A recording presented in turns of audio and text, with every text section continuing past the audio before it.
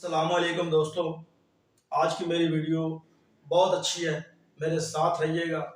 آج میں آپ کو انصاف کے بارے میں ایکسپلین کروں گا۔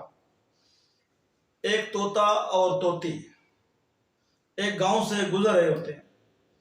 وہ دیکھتے ہیں کہ گاؤں کافی ویران ہوتا ہے۔ وہ ایک درخت پر بیٹھ جاتے ہیں، یہی باتیں کر رہے ہوتے ہیں کہ یہاں سے کوئی الو گزرا ہے یا یہاں پر الو رہتا ہے، جس کی وجہ سے یہ گاؤں ویران پڑا۔ عین اسی وقت الو بھی یہاں پہنچتا ہے، وہ یہ ساری باتیں سنتا ہے، پھر ان کے وہ قریب آ جاتا ہے، ان کو پوچھتا ہے مجھے لگتا ہے کہ آپ مسافر ہیں، آپ کہیں جا رہے ہیں، تو کیوں نہ ہو کہ میں آپ کی دعوت کروں، ادھر ہی میرا گھر ہے، آپ میرے گھر آئیں، آپ مجھے بہت اچھے لگے ہیں، آپ آئیں، میں آپ کی دعوت کرتا ہوں۔ تھوڑی سی سوچ بچار کے بعد وہ دونوں ایگری ہو جاتے ہیں اور اس کے الو کے ساتھ چل پڑتے ہیں۔ الو ان کی بہت اچھی دعوت کرتا ہے، بہت اچھے طریقے سے، بہت اخلاق کے ساتھ ان کے ساتھ پیش آتا ہے، اور وہ بھی بہت خوش ہوتے ہیں کہ آج ہماری بہت اچھی دعوت ہوئی ہے۔ اس کے بعد وہ گپ شپ لگاتے ہیں۔ اس کے بعد طوطا اور طوطی اس سے اجازت چاہتے ہیں کہ ہمارا سفر لمبا ہے، ہم نے آگے جانا ہے، اب ہمیں اجازت چاہیے۔ جب وہ جانے لگتے ہیں تو الو طوطی کو پکڑ لیتا ہے۔ وہ کہتی ہے یہ کیا مذاق ہے؟ وہ کہتا ہے آپ نہیں جا سکتی، آپ میری بیوی ہیں۔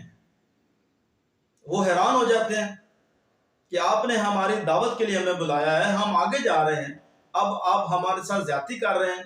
اس نے کہا بھائی میں آپ کو نہیں جانے دوں گا۔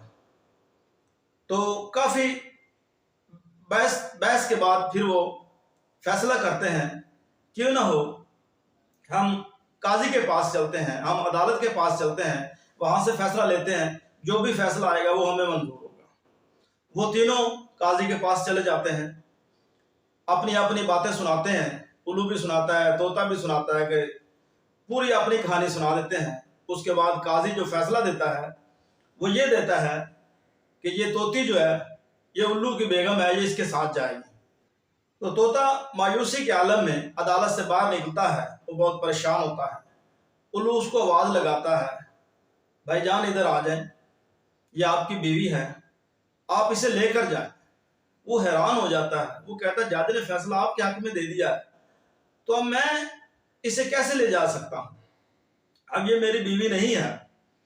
وہ کہتا ہے بھائی یہ آپ کی بیوی ہے، آپ اسے لے جائیں، لیکن میری ایک بات یاد رکھنا کہ بستیاں جو ہیں وہ الو کے گزرنے سے یا الو کے رہنے سے ویران نہیں ہوتی، یہ اس وقت ویران ہو جاتی ہیں جب انصاف ختم ہو جاتا ہے۔ دوستو میرا کہنے کا مقصد یہ ہے کہ آپ کا تعلق جس شعبے سے بھی ہے، خواہ آپ ٹیچر ہیں، آپ ڈاکٹر ہیں، آپ انجینئر ہیں، آپ جس شعبے سے بھی آپ کا تعلق ہے، تو اگر آپ اپنے کام میں انصاف کریں گے تو انشاءاللہ ترقی ممکن ہے۔ ادروائز آپ دیکھ سکتے ہیں یہ جیسے بھی حالات ہیں آپ کے سامنے ہیں۔ والسلام۔